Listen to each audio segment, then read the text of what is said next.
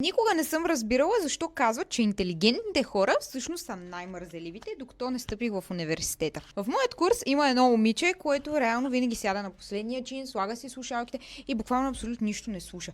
Даже съм се чудила всъщност защо изобщо си губи времето да дойде и да влезе в час. Изглеждаше отстрани сякаш постоянно се скролва в ТикТока и е изцяло изолирана от всичко около нея. И вярвам, че сме голям курс, но аз винаги някакси разбирах какви оценки има тя. Искате ли да ви кажа, че тя е момичето с най-високите оценки в целия ни курс, буквално.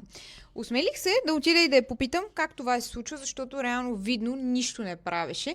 И аз не обичам да крия тайни от вас. Ние сме си като едно малко семейство, така че сега ще ви издам нейната тайна. Влиза в AI приложение, наречено Astra AI, откъдето избира предмета, по който желая да се подготвя. Ако го няма, си го добавя. Има и тази страхотна функция. Избира датата на теста и на колко процента иска да е подготвена. След което е нужно да си снима и качи записките от тетрадката или учебника и приложението само генерира няколко лесни интересни начина за учене. Нейната любима функция е именно вярно и грешно и вижте защо много е хитра. Отдолу имаш функцията обясни защо, която ти обяснява отговорът на въпроса ти, защо е верен, защо е грешен и каквото те чуди, за да не прелистваш учебника и да търсиш необходимата информация. Аз пък се влюбих в друга функция, а именно флаш-картите, на които отпред е изписан въпроса, отговаряш устно и отзад си сверяваш с отговора. Кажете ми, не е ли мега яко? Приеми това видео като твоят знак да учиш по-умно, а не по-трудно.